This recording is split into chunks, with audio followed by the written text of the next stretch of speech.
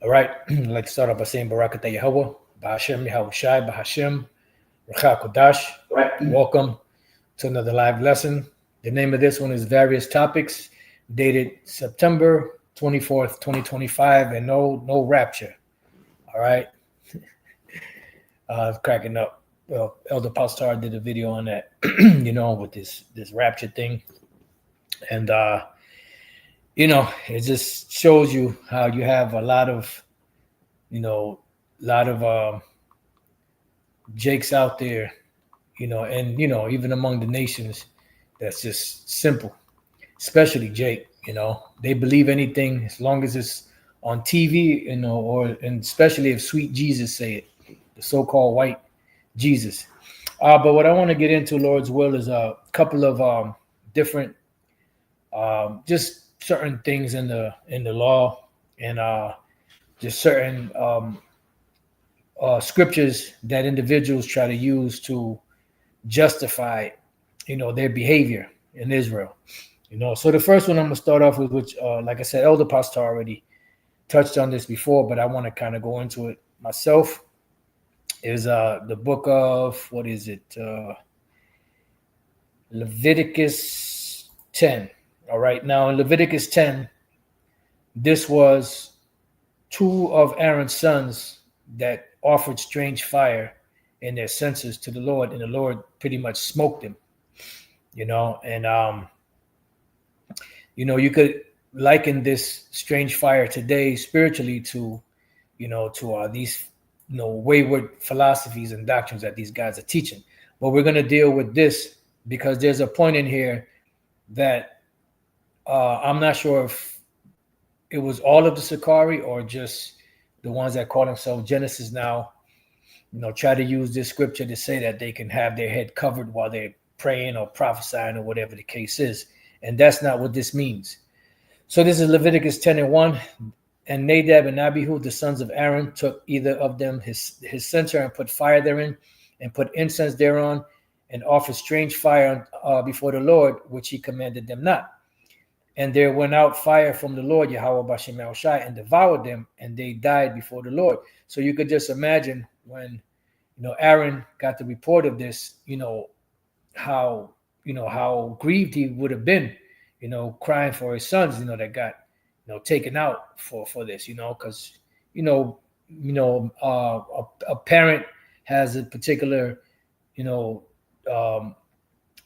emotional ties to their children, and if something happens to them, they're going to feel it, so this is, we're talking about a situation of mourning. Okay. It says, then Moses said unto Aaron, this is that the Lord spake, saying, I will be sanctified in them that come nigh me, and before all the people I will be glorified. And Aaron held his peace. So we jump down to the sixth verse. It says, and Moses said unto Aaron, and unto Eleazar, and unto Ithamar, his sons, uncover not your heads. So this is the justification that the Genesis uses.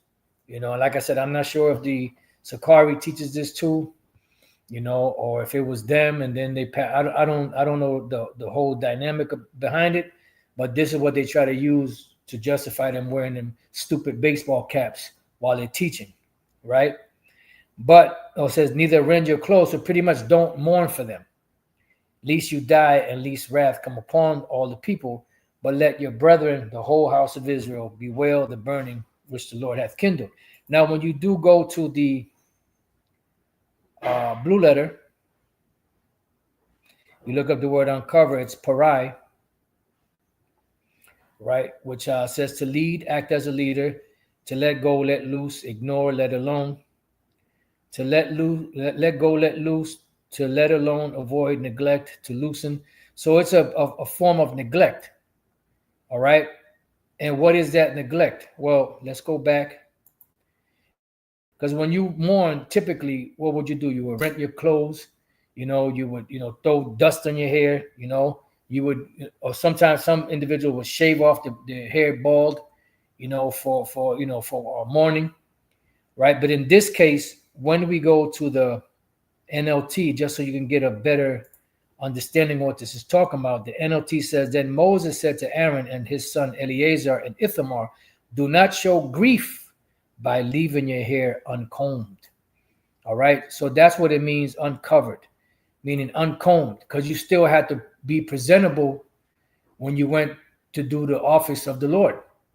Remember everything that the high priest Aaron had to do before he could even get to the atonements of Israel. He had to go through a ritual. He had to bathe himself. He had to groom himself. He had to he had to bathe himself and get himself ready and get put on the breeches, and he had to make sure that when he came before the Lord, he was presentable. So the Lord is telling them, don't leave your hair uncombed. Don't mourn, because they were warned. They knew better. So you better not mourn, just like the Lord told Ezekiel when the Lord took his woman, put her to death. He said, don't mourn for her.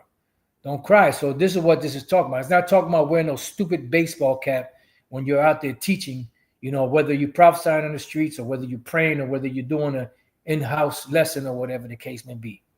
All right. So this is not a justification for wearing a goddamn stupid hat on your head. All right. So, or by tearing your clothes, see, because it's speaking about mourning. It says, if you do, you will die, and the Lord's anger will strike the whole community of Israel. However, the rest of the Israelites, your relatives, may mourn because of the Lord's fiery destruction of Nadab and Abihu. All right. So the congregation can mourn, but you priests, you better not mourn. You better not leave your hair unkempt. You better still, be presentable when you come and you doing my services. All right. So I'm just getting a couple of precepts. This is Numbers 14 and 6.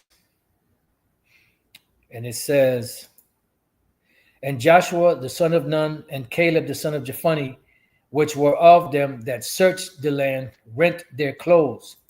You go here, and I'll see two of the men who had explored the land, Joshua the son of Nun and Caleb son of Jephunneh, tore their clothing. So basically, this is a sign of mourning, and that also goes into the, let's see, where is it? Why did I go there? Just bear with me 1 second. There was a reason why I went there. Let me go back. Just bear with me. One more. Leviticus 10. Was it here?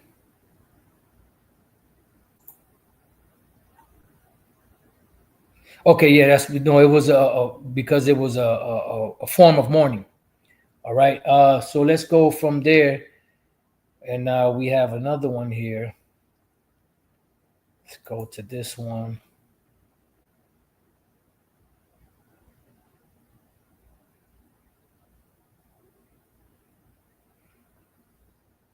Just bear with me 1 second.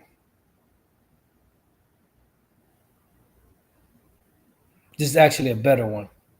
All right, this is dealing with the law on jealousy. Right, and the law on jealousy was, when a man had a spirit of jealousy on him, and he didn't have proof that his wife actually, was cheating on him, but he just had this feeling that something was wrong. He would go to the priest. He would bring her before the priest, and there was a whole ritual that went by, and they would take the dust from the floor, of the temple, and put it in the water and mix it up and have her drink it. And if her thigh rotted out, then that means she was guilty. If not, nothing happened to her, that she was innocent. But this is part of the ritual here.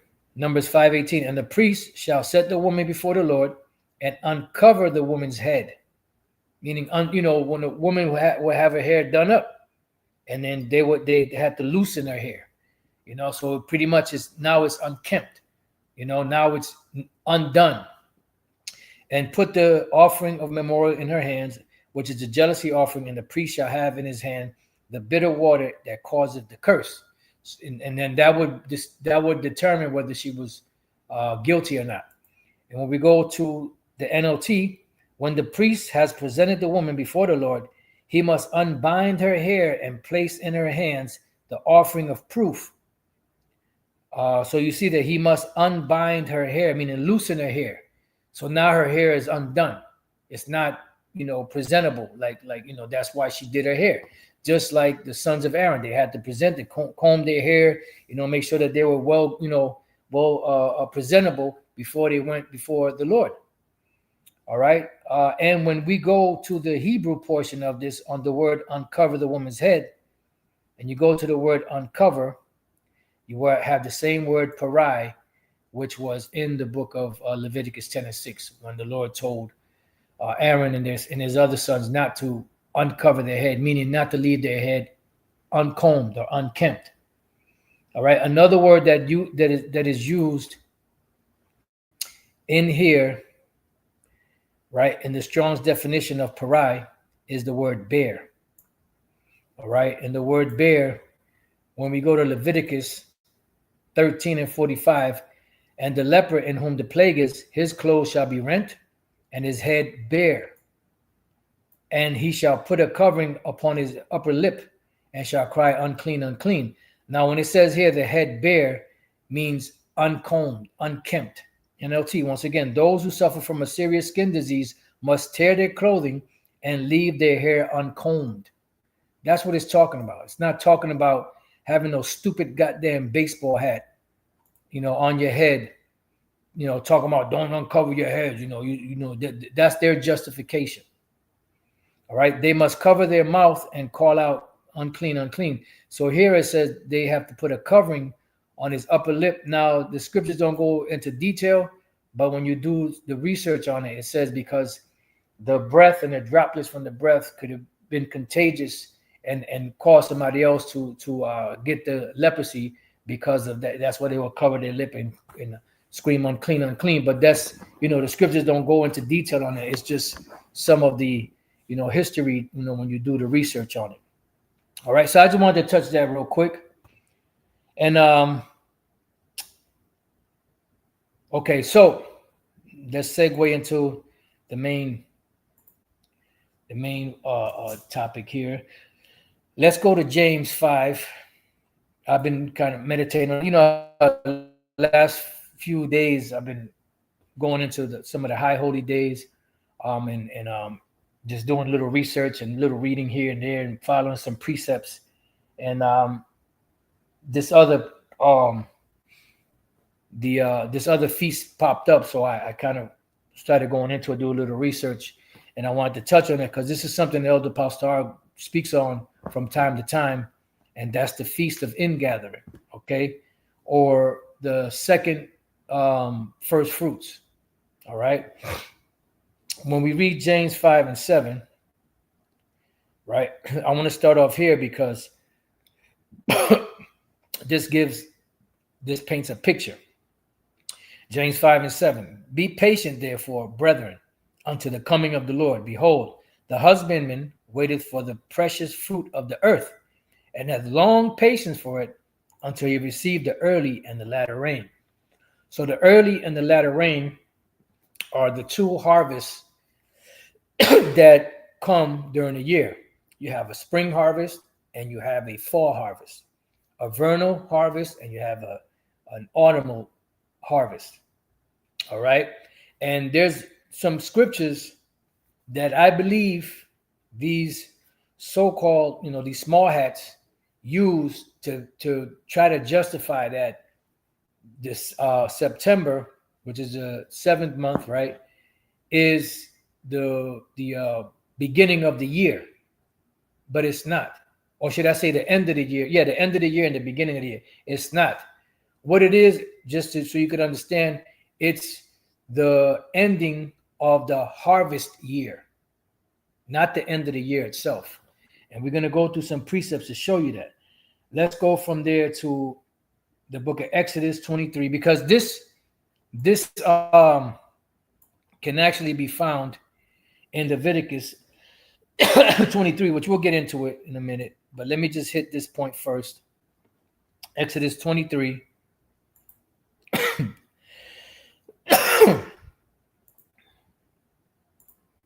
Exodus 23 and 15. It says, "Thou shalt keep the feast of unleavened bread," which is the Passover, and the feast, the whole feast. The Passover is the night, the first night, and then which is also the beginning of the feast of unleavened bread. And for 7 days you wouldn't eat any leaven in your in the bread. "Thou shalt eat unleavened bread 7 days, as I commanded thee, in the time appointed of the month of Bib," which the month of Bib is what? The first month. And we covered that in, I believe that was either Exodus 12 or Exodus 13. Let's see.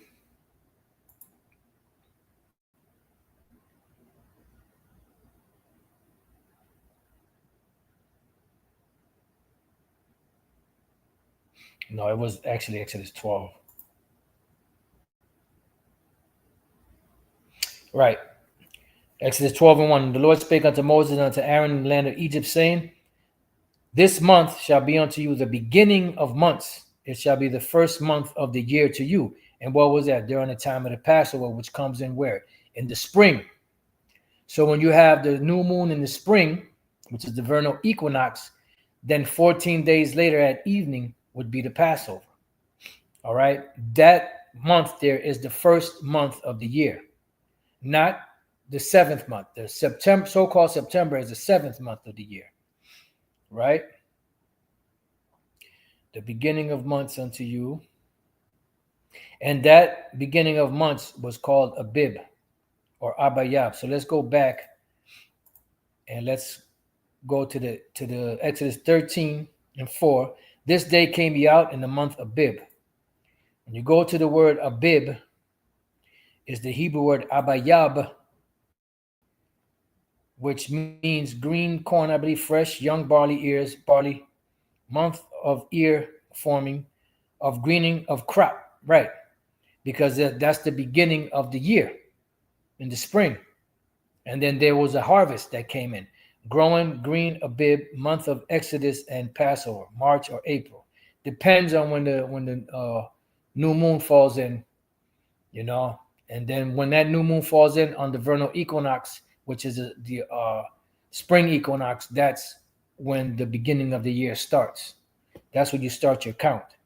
All right. So it's a ear forming greening of crops. Okay, I've grown it. So that's the first month of the year. So you could understand. That's why I just showed you that real quick. So let's read that again. Exodus 23:15. "Thou shalt keep the feast of unleavened bread. Thou shalt eat unleavened bread 7 days, as I commanded thee, in the time appointed of the month of Bib. For in it thou camest out from Egypt, and none shall appear before me empty. And the feast of harvest, the first fruits of thy labors, which thou hast sown in the field, and the feast of ingathering." So you had the feast of harvest, which was what? That was the first fruits. In the New Testament, it's called Pentecost. But at the end of the harvest year, you had the ingathering, which was in the autumn.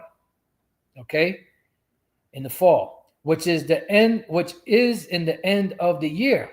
But it's not talking about the end. And I believe this is where they got, the idea that the seventh month is the first or the so-called New Year's, and it's not.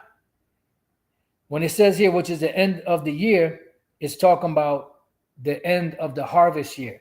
It says, "When thou hast gathered in thy labors out of the field." Now, when you go to the NLT, it explains it a little better. "Second, celebrate the festival of harvest," right? Which is, the so-called, like you said, see there, so-called Pentecost, or 50 days. "When you bring me the first crops of your harvest." That's the first harvest. It says, "Finally, celebrate the festival of the final harvest at the end of the harvest season." And pretty much this scripture and the other one that I'm going to go to are like, when you read them in the King James, it's the way it's written. You know, you can get trapped up if you can't or don't know how to go into the Hebrew and into other translations. Because here in Psalms 81:3, which the IUIC uses to say that the new moon is the full moon, which is total bullshit. Blow up the trumpet in the new moon in the time appointed on our solemn feast days. So how did they know that right here where it says in the time appointed is talking about the full moon? It doesn't say that there, so you would have to go where? To the Hebrew in order to learn what that means. So they do go there, but they don't encourage their congregation to go there. They're pretty much doing what the Roman Catholic Church did to the masses of the people. You know, they put everything in Latin and taught everything in Latin because the average person, the average commoner didn't speak Latin. So as long as they controlled the narrative, the people would follow what they would say. But when the people started to learn how to read, that's when there was a problem. Because people was, wait a minute, you've been saying this for all this time, and no, this don't mean that. So a time appointed here, it doesn't say new moon, full moon. It says kasa, full moon, right? So if you read it in the King James, it says, blow up the trumpet in the new moon, in the time appointed, in the full moon, on our solemn feast day. But that's not what it's talking about. Let's go to the NLT. Blow the ram's horn at new moon and again at full moon to call it festival. See? So if you took the time to go to the Hebrew, you would understand that this is not talking about the full moon is not the new moon. It doesn't come in the middle of the month. The middle of the month is when the Passover will come in. All right? And most of the feast days came in the full moon. When Yahushua was crucified, it was during the time of the full moon, during the time of Passover. So this scripture here in Exodus 23:16 is similar to Psalms 81. You have to go to other translations or to the Hebrew to understand what it's talking about.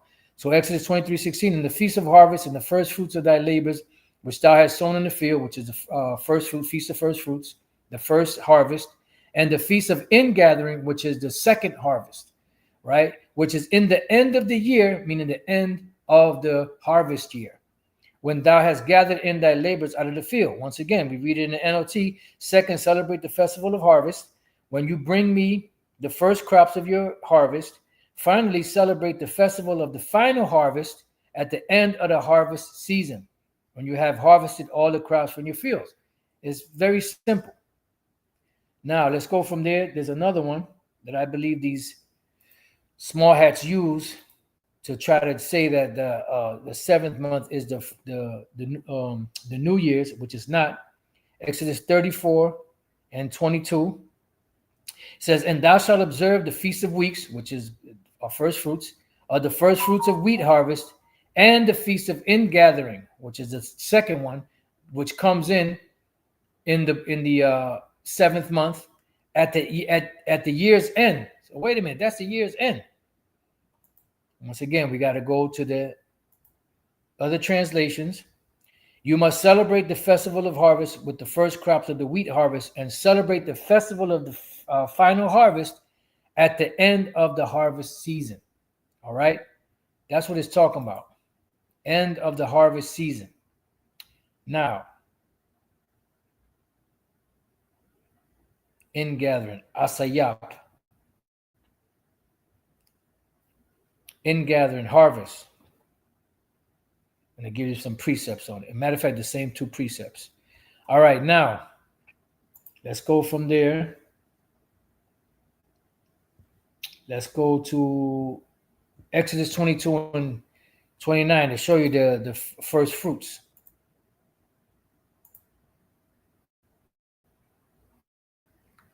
And like I said, there's the rapture didn't happen. Exodus 22:29. Thou shalt not delay to offer the first of thy ripe fruits and of thy liquors, the firstborn of thy sons shalt thou give unto me. Right, because the Lord wanted the first and the best of everything. This is why you have something known as the first fruits, as far as the first spirits created, which are the most precious spirits out of all of the Israelite spirits. And these would be the 144,000, the elect, so on and so forth.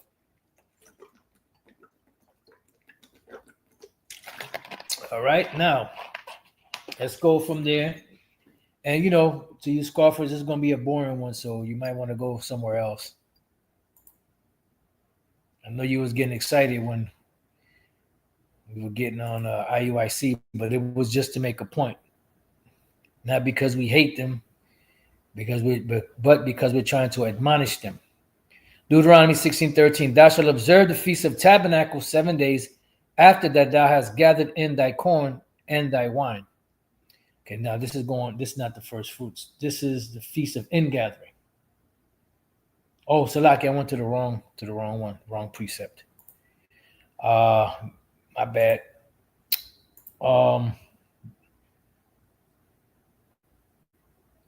Yeah, you could go to Leviticus 23 and read through that whole thing. We're just gonna jump to some of these other ones. Numbers 20. I'm just showing you some laws that go into that particular topic, so you can know the difference between the first fruits and the final harvest, or the feast of ingathering. Numbers 28, 26. It says, also in the day of the first fruits, when you bring a new meat offering unto the Lord, after your weeks be out, you shall have an holy convocation. You shall do no servile work, right? And that's why in the New Testament it's called Pentecost. The word Pentecost just simply means 50. Deuteronomy 16. Deuteronomy 16. And if you're bored, then hey, just go watch some booty shaking videos. Maybe that'll get your juices going. Deuteronomy 16:9. 7 weeks shalt thou number unto thee. Begin to number the 7 weeks from such time as thou beginnest to put the sickle to the corn. Yeah, so this is talking about the first fruits. And thou shalt keep the feast of weeks unto the Lord thy power, with the tribute for a freewill offering of thine hand, which thou shalt give unto the Lord thy power, according as the Lord Yahweh Bashem Shai thy power has blessed thee. All right, that's the first fruits.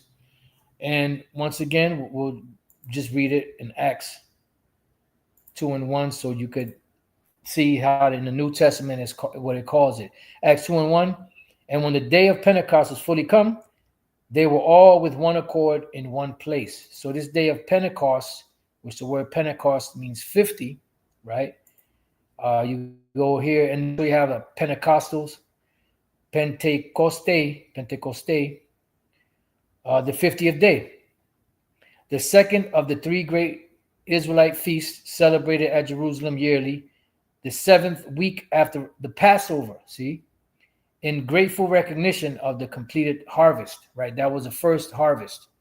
So you had the spring, that when it will come in during the new moon, and then from the new moon, then you had 2 weeks later, you had the Passover, and then 50 days later, you will have the harvest, the first harvest of the first fruits. All right? Which, let's say you kept it in March, will come sometime in, let's say if you kept it in March, it will come sometime towards the end of April, possibly beginning of May, depending on the calculations, and that was your first fruits. That was your first harvest, the spring harvest. Then you had the fall harvest, which you had different, vegetables and fruits that will grow in the fall. You had certain ones that will grow, during the spring, and you had some that will grow during the fall. That's why you have different types of vegetables, mostly like root vegetables, that you see when you go to the supermarket during the time of the fall. All right. So now let's go to the ingathering, Leviticus, which is the final harvest. All right. That's at the end of the harvest year, not the end of the year. So Leviticus 23 and 39. Because I used to read this back in the days, we would put the calendars together, because it's connected with the Feast of Tabernacles. And I was like something, but your mind be all over the place doing different, so I never really looked really fully into it until Elder Pastor started really speaking on it a lot more and started to really focus and isolate it. So you know what? We gotta touch on this because this is our history. So Leviticus 23:39, also in the 15th day of the 7th month, when you have gathered in the fruit of the land, you shall keep the feast unto the Lord 7 days. On the first day shall be a Sabbath, and on the 8th day shall be a Sabbath. So what you would do is you would gather the Feast of Ingathering. Once you gather the fruit, once you gather that harvest, then you would keep the Feast of Tabernacles. Because the Feast of Tabernacles was kept the 15th day at evening. And it was right after, and that was right after the ingathering. All right.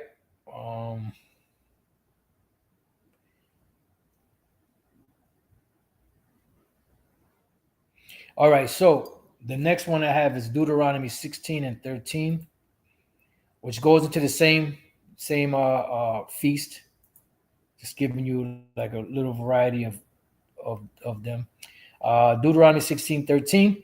Thou shalt observe the Feast of Tabernacles 7 days after that thou hast gathered in thy corn and thy wine, because the harvest would happen, and this is why you had all the the sheaves and all the different bowls and everything that you could use to build these booths to dwell in for a period of it was a 7-day period, but then the 8th day was a Sabbath. All right, so it was really like an 8-day feast. It was ended with the Sabbath, which fell on the regular Sabbath. All right. Let's see. Let me just look up that word, gathered. The word is asap, which is where you get the word asaph. Asap. So asap is means gatherer. Like when you read about Psalm 73, I spoke about Asaph, and he wrote, that particular Psalms and other Psalms. It means, gatherer. That was a son of Berechiah, which is one of the chief Levitical musicians of King David. To gather, receive, remove, gather in. Okay? And it pretty much just goes in on that same word, breaking it down. To gather. So that was a feast of ingathering. Now, let's go from there to, because we read in, matter of fact, we read in James, right? The 5th chapter and the 7th verse. Be patient, therefore, brethren, unto the coming of the Lord. Behold, the husbandman waiteth for the precious fruit of the earth. He had long patience for it until he received the early and latter rain. So we read about the early and latter rain. So the early rain would be the rain that would shower the crops for the first ingathering harvest, which was the first fruits, that 50 days. And the latter rain would be the final harvest season, the end of the harvest season, or the end of the harvest year. All right, which will come in sometime around September, going into October, depending on the calculations and the when the new moon came in. All right. So let's go from there to Deuteronomy 11 and 13. And it shall come to pass, if you shall hearken diligently unto my commandment, which I command you this day, commandments, to love the Lord your power and to serve him with all your heart and with all your soul, that I will give you the rain of your land in its due season, the first rain and the latter rain. And now you understand what it means by the first rain and the latter rain, that thou mayest gather in thy corn and thy wine and thine oil. Yeah, because if the Lord didn't give rain, what happened? You wouldn't get any crops. because the crops wouldn't be nourished. Matter of fact, let's go real quick to Amos. I was going to save this for later.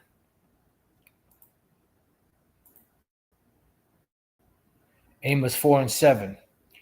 And also I have withholden the rain from you when there were yet 3 months to the harvest. And I caused it to rain upon one city and caused it not to rain upon another city. One piece was rained upon, and the piece whereupon it rained not withered. So you didn't get any crops if the Lord didn't bless you with the rain. And that's why, what is it? Is that Zechariah? No, Zechariah 14.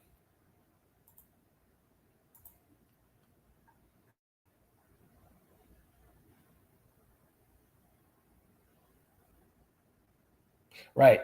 And this is dealing with the kingdom. The nations, they're going to have to follow our laws and our high holy days. Zechariah 14:16. Because when you read about the Feast of Tabernacles, the only ones that could keep the Feast of Tabernacles were all that were Israelite born. The heathens couldn't keep it. But in the kingdom, they're going to have to keep it. Zechariah 14:16. And it shall come to pass that everyone that is left of all the nations which came against Jerusalem shall even go up from year to year to worship the King, the Lord of hosts, and to keep the Feast of Tabernacles. And it shall be that whoso will not come up of all the families of the earth unto Jerusalem to worship the King, the Lord of hosts, even upon them shall be no rain. See? So they won't have any crops. And they're not going to rebel. They're going to be in order. Now let's go to Deuteronomy 28, which is a curse, a direct curse on Israel if they, not the 12th verse. The 12th verse is the blessing. Deuteronomy 28:12. The Lord shall open up unto thee his good treasures, the heaven to give the rain unto thy land in his season. See, and to bless all the work of thine hand, and thou shalt lend unto many nations, and thou shalt not borrow. But when we jump to the 24th verse, right? Is it the 24th verse? Yep. It says here, this is a curse. The Lord shall make the rain of thy land powder, and dust from heaven shall it come down upon thee until thou be destroyed, because you won't get any crops. So it's important to get that rain in due season. The first harvest, which is the Feast of First Fruits, and the ending of the harvest, the ending of the harvest year, which is during the time of the Feast of Ingathering. Okay, so now let's go back. Now let's go to Jeremiah 5. Matter of fact, let me go here. Jeremiah 5 and 24. 5 and 24. It says, neither say they in their heart, let us now fear the Lord Yahweh by Shemel Shah power, that giveth rain, both the former and the latter, in his season. He reserveth unto us the appointed weeks of the harvest, because it was important to get that rain, the early rain and the latter rain. So you understand what that means. Hosea 6 and 3.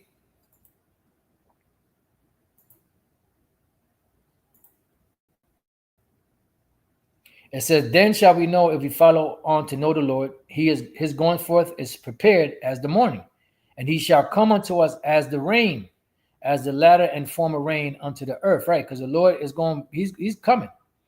The Most High Yahweh is going to send his son Yahweh Shai to come deliver us. Like the latter and the former rain. Joel 2. We're almost done. Joel 2. No, the scarf is probably mad. Like, Joel 2:23. Be glad then, ye children of Zion, and rejoice in Yahweh your power.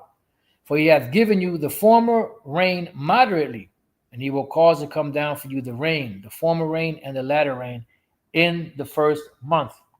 Right, and the first month means that the Lord is going to give the Feast of First Fruits, and he's also going to give you the Feast of Ingathering. So he's going to give you both. All right? And it's not talking about the first month. Okay, the Ingathering is the first month. No. Let's go to NLT.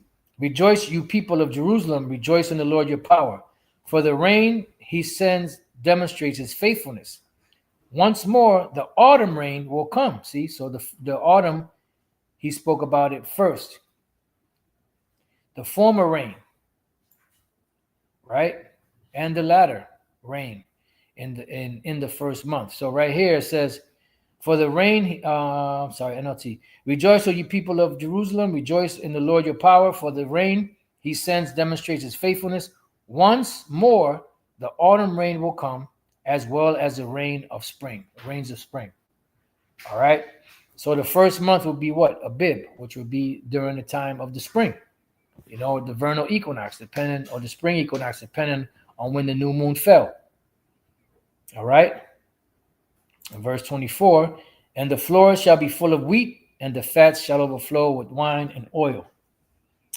I got a couple more, and then we could close out. Zechariah 10 and 1.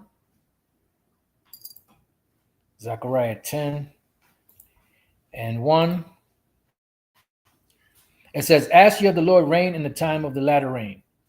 So the Lord shall make bright clouds and give them showers of rain to everyone grass in the field. So latter would be what? That would be the ingathering. You had the early rain and the latter rain. Malakwash, latter rain. Salaki, spring is spring. The latter rain, spring rain. The March and April rains, which mature the crops of Palestine. All right, so when we go back to Joel, that's why you have to go to the Hebrew sometimes, right? We go back to Joel, right? It says here, the former rain and the latter rain in the first month. So you're thinking latter rain came later, but no, the latter rain is the spring rain. But in this particular chapter, or this verse here, it spoke about the fall rain first, and then it spoke about the spring rain after. That's why I called it the latter rain. Former rain, mawara.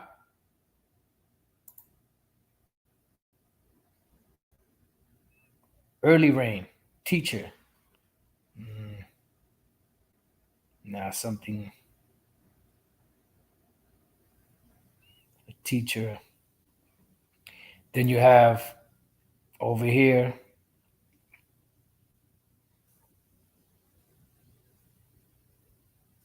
come down, latter rain, malakwa wash, latter rain, spring rain. See, the March and April rains.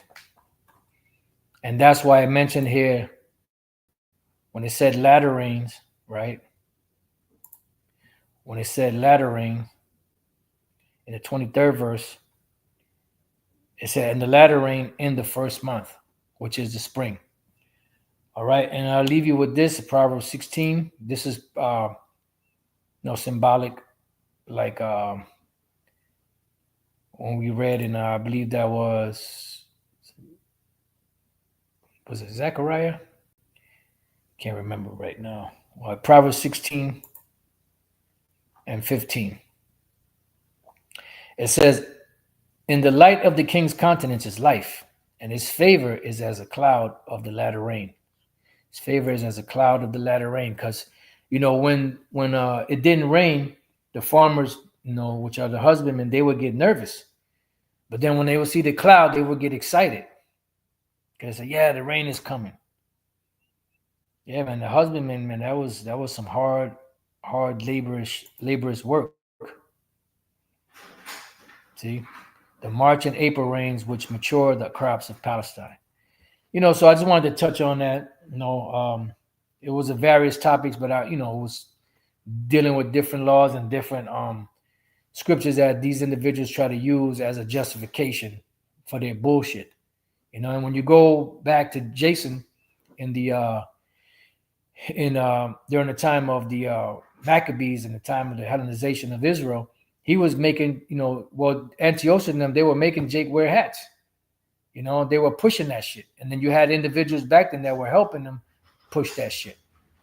So with that, I pray that you brothers and few sisters have been edified. Till the next time I say, Shalom.